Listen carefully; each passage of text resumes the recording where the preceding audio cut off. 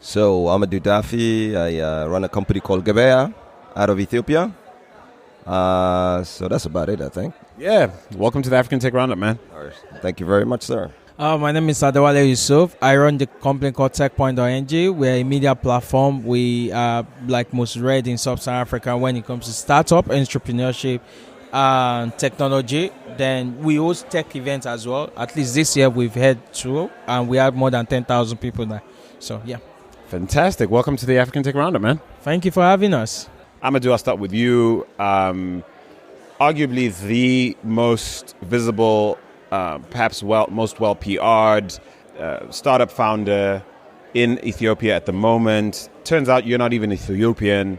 You're actually Senegalese. What the heck? Hey, man. Okay. All right. So the story is very simple. If you can't go to Nigeria, you got to go to Ethiopia, right? So it's the second largest population.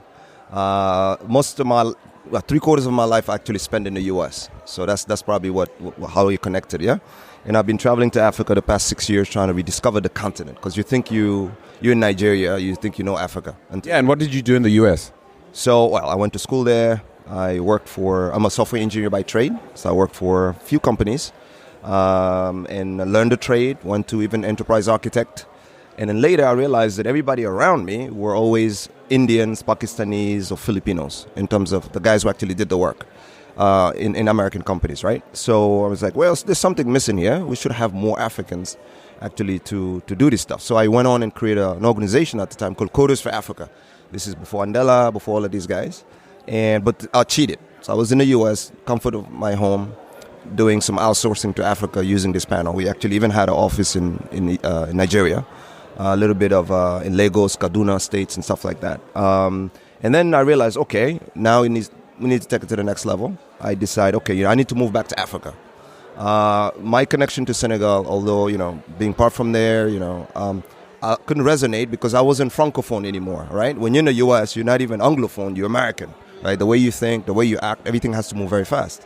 So they had 3 choices. Either go to Nigeria where I'll get destroyed because Andela was already there and stuff like that. And also Nigerians are very, Territorial? Territorial, exactly. The second thing was Kenya, which was good, but it was complacent. Kenya is becoming complacent because of the M-Pesa thing. There was no new innovation happening. Nigeria is moving faster now than actually Kenya was, right?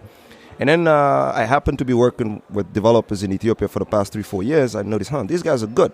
Let me go to that country and see.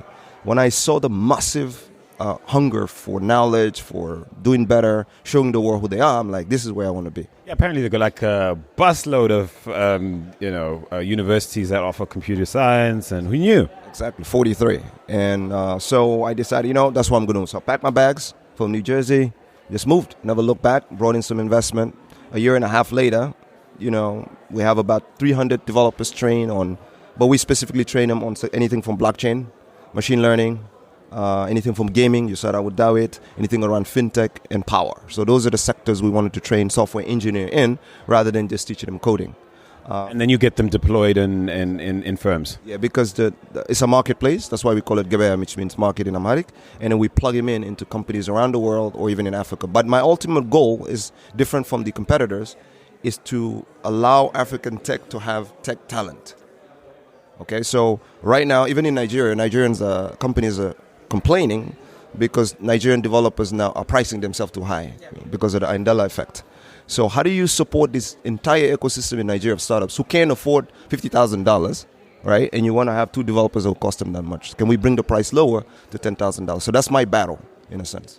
So Adewale is like, he went, when you talked about, off mic, of course, he went, when he said, the price of the cost of coding talent in Nigeria is like gone ridiculous since Andela did a thing. We had Andela on the show a while ago. We had the head of strategy, and she's like, well, you can't blame us for, paying people what they're worth, and maybe that says something about what the market was valuing, proper talent. Maybe there's just a correcting of what talent's actually worth. What's your take on it, Adewale? So I think we live in a global village. As much as it's an opportunity, it's a blessing and a curse. a blessing in the way that a lot of people are getting into development, a lot of talents are growing, people are actually developing, and it's a curse because you can't actually employ them as a local entrepreneur. You can't really employ developers that way. And we did the research last year. We look at developers' salary. For the first time, we actually get the actual amount you pay salary developers. And we discovered that the people that earn like $5,000, they don't work for companies in Nigeria. And they are working among us. They are working among us. They are like a ghost that lives among us. And they are big boys because in the US, it's if you run a company in the US, it will be of a good benefit to you to pay a developer in Nigeria to work with you remotely, because in the US you have to cater for their home, for a lot of stuff. You can't even keep them in the valley. So now they're actually employing them at home in Nigeria. So it's actually a lot of challenges. So developers are getting better to work for companies outside Nigeria.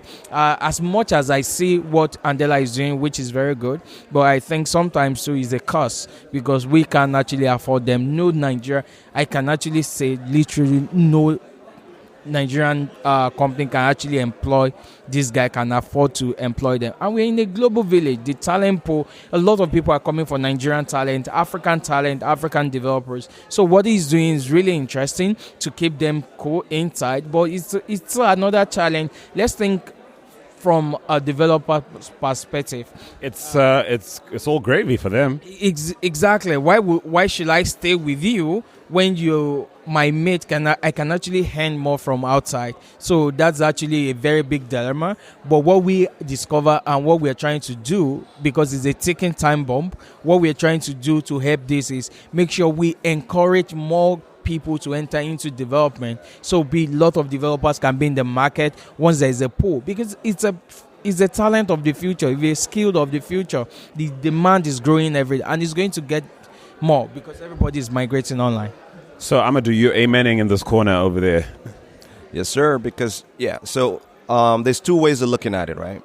There's a perspective where we can provide job for talent in Africa to do the outsourcing and thing. But then we all here gathered Afrobytes talk about the African tech industry and stuff like that. Well, if you don't have local talent to support the tech industry, then we're going to run into the same problem of brain drain. It's still brain drain. As a developer, if you're working for a company outside, you're still doing that. The good news is there are other African countries. Maybe in Nigeria, the cost of a developer is expensive, but there's other African countries who will take a cut. Remember, that's why I say there's no competition on Andela. The market is enough. A developer in Ethiopia that makes $1,000 is like they made $5,000 in Nigeria. Do you get me? They even make more than doctors. Some doctors over here make $1,000 in Ethiopia, right? So by this thing, even Paul Kagame is talking about the intertrade within Africa. Well, we could do it with skills. If Nigerian companies can hire Ethiopian developers because they're hiring Indian developers because of the cost, why not hire Ethiopian developers? There's a company in Nigeria called Paga. Yeah. Did you know Paga? Almost the entire platform was built by Ethiopian developers. I had no idea. Did you know this? No, I don't. One of the Nigerian guys who met the Ethiopian, they has an Ethiopian founder, I think initially, they decided to do it in Ethiopia. Right? The guy's company is called Opposite. All they did was payment platform, and they built Paga. So you see what I'm saying? So it's already happening. I just have to do my job at Gebeya to make sure we have enough developers who can work with the Nigerian economy. You know what I mean? So that's really what and other economy, even do it for Morocco, because Moroccan developers cost because Egypt and Tunisia and so on and so forth. And then later, you can do Ethiopia and Kenya as well, right? So that's the idea. Using that as a springboard to discuss the sort of temperament that's required of a coder who wants to make a career servicing the Nigerian market. Give me a sense of what that profile might look like. I mean, given your exposure to the tech and innovation scene there. When I look at the landscape of the developers, one thing I know is energy and focus and dedication. I know people that learn every day, people that go for training and even sleep on that bridge just because of that training, because they don't have any place to stay. And I know some guys, some years ago, when all these were starting in Nigeria at the emerging stage, we had a company like Nokia. Nokia started training. They do QT with C++. I was part of this training there. I know students that came from Ife that were actually OAU. There's a school called OAU. It's one of the best schools in Nigeria. And these students came, and even when they don't have places to stay, they were hanging around. They make sure they did that training. And guess where those guys are now? They are top developers in Germany, in US, in Netherlands, in Switzerland. And they're doing deep learning, doing robotics, doing a lot of AI. So, Nigerian developers, energy, focus, and dedication.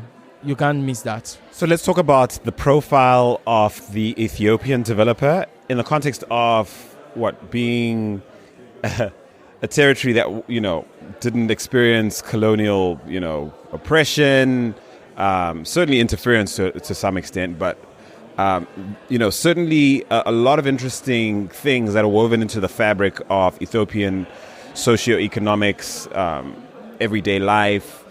What does that contribute to the type of coders coming out of that country? Well, a lot. One of the things that you have to realize is Ethiopia, because of the language barrier, speaking Amharic, but at the same time having the opportunity of learning English very well, because they go to school, they learn English too.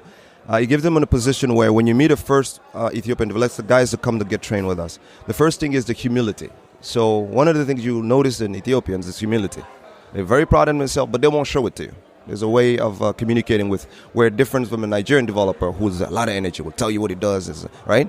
So then once the Ethiopian learn what they need to know, or they get the visibility, you'll see it cocoon up, right? You see, like Dawit, for example, when he built this game. All right, tell us about David, because you've referenced him twice, but he's exactly who I was thinking about when you started this description. So tell the people who David is. Okay, so David Abraham is the gentleman that actually founded Kukulu, the mobile game app that people are talking about.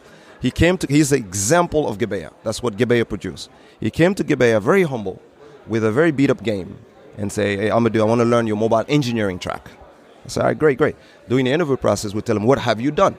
Oh, I built this game. I went boom in my head. I'm like, okay, this is even a market parallel penetration for us if we say that we've done some in gaming. So we sat down with them, okay, but you got to go through the training.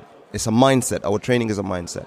So we went through it. When he was done, he landed a couple of jobs on the platform, but he really wanted his product to grow. So we incubated him. Gebeya actually invested money on him, giving the mentorship from me and my co-founder, and turned him on what it is today. So when Dawit first came to Gebeya, and the Dawit now is totally different. You get me? So, but he's humble. Meeting some of the other Ethiopian delegates here at Afrobytes this year, running into people who helped program the Sophia robot in Saudi Arabia. Apparently up to 50% of that code was done in Ethiopia. But you talk to them in the corridors, see them on a panel, you're like, I'm not dealing with, if an American had done it, they'd be like headlining the whole place, and it'd be, and so what is that, how is that good for business in Gebeya terms? So it's quiet confidence. So they're very quiet in confidence. But what it does to me is an Ethiopian developer is not driven by money right away. They want to prove something. Whereby a Kenyan developer, Nigerian, and it's totally normal, can be driven by money. I know this thing, I'm going to make a lot of money, which gives me time to ramp up the capacity.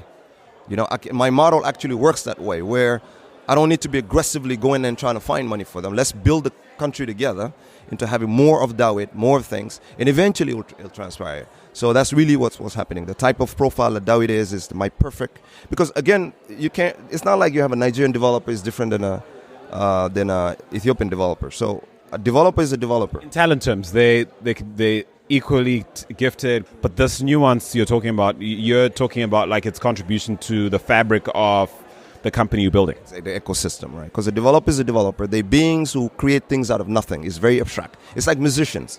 Musicians create something, but they're very resilient. They'll wake up at 2 o'clock in the morning, code. They sit on a bridge in Nigeria, like you said, and code. They'll be outside and code. That's the mindset that they have. So they're all the same. It just depends. Are they business-like people, or are they humble enough to learn more and then become business? So that's the difference when I say it. So let's talk about Nigeria, but first let's talk about how a Niger-born boy ends up operating in the journalistic capacity. TechPoint, Nigeria, of course, at this point, well entrenched within tech and innovation circles as a resource, as a reference point for our ecosystem. Talk us through that journey, because I think we have in common, Nigeria and Zimbabwe, the fact that, media as a proposition, as a professional proposition, not high up on the list of most Nigerian parents and uncles and aunties. Yeah, so talk us through how you've navigated your decision to build a media platform and commercialize it. So it's about the story. We follow the story. For example, I've been in this space for like 7-8 years. I started as a developer. I discovered it wasn't my forte. I mean, like, I couldn't do much. I work with a development team, but one day I saw someone that offered, why can't you write for this platform? I was there for a while until the person dropped it. So I went into photography, and I came one day. I discovered nobody was telling the story of the guys doing something. No matter how small it was, there's some things going on. We had Iroko, we have Konga, and narrative is important, because if you don't tell your story, someone else will come and tell the story. Another big firm, whenever they enter the market, they're just coming to talk about the big company that actually raised funding. And we talk about the small guys, because those small guys are the ones that contribute to the growth of everyone. So we started, and it's been really challenging, and it's been really fun. You understand? We grew from just only me to like a team of 16, and we now build a trust, we build a community. Every day people go to the platform. Every time we champion conversation. So we started that, and beyond that we say, okay, let's gather people offline. Our first event was last year, and we had more than 1,000 people. I said, okay, let's do another one for startup, and this year we are close to 5,000 people January. Then okay, let's do for tech. In May, that's within 5 months, we had more than 5,000 people for the other one. So we're just creating that market. We're creating the opportunity, because it was like the way music market developed in Nigeria. So because anywhere you go now in Africa, people jam Nigerian music. Yeah. Everywhere. In Ethiopia as well? That's all they listen. If you don't play Nigerian music, you don't rock. And you see, these guys, they fought for it, and that's what we're trying to do now, to make it a movement so everyone can be part of it, because we don't have a choice for what is coming. The fourth industrial revolution that we are in, we're the age of robotics, because people, you can't go, it's so sad that we have 23 commercial banks in Nigeria. And in schools, universities, you still have banking and finance as a course. As a course that people still do. You graduate how many thousands for 23 commercial banks, and they are actually sacking them every time, because a lot of things have been automated. So that's why we are trying to create awareness. And the last event, I saw a 6-year-old guy that came that his father brought, and the guy was saying, I want to learn how to code. I was really excited, because the moment we can actually get them into this, and so that's our story. And then we are doing the same thing in other African market. We're going to Kenya this year. We'll use it to power East Africa, and I'm really interested in Ethiopia, in what they are doing. I will be there in July or maybe August just to learn. Definitely Daffe is going to invite me. Check it out. No pressure, Daffe. Listen, I want to pick up on something Adewale said about narrative, and you and I spoke off mic a little earlier about like the role of narrative in either, I suppose, not making or breaking, but actually contributing to the ongoing success of Gebeya. It seems some startups on the continent have an easier time at grabbing those headlines, making those TechCrunch fast company listings and that kind of thing, and there seems to be, by and large, a single story told about what's hot and what's not in the developed world, and the same names keep coming up. In your case, what's obviously relevant to your context is Andela, and I've even found myself sort of referring to Gebeya even on our show as the sort of Andela, the Andela in Ethiopia, not the second best. So give me a sense of your perception of how narrative and how narrative is contributing to, or maybe scuppering, the progress you'd like to see Gebeya make. All right, so there's two things. There's three things. First of all is what you call direct information and information. Direct information is what I'm getting from a South African living in an Ethiopian. So the direct information that we have versus indirect information, where CNN is telling me what you're doing in South Africa. which is how Africans have always operated. We always gotten information from other African countries based on what you see in CNN. Okay, I'm looking forward for TechPoint to come to Ethiopia, and we'll tell them from our perspective what Ethiopians are doing.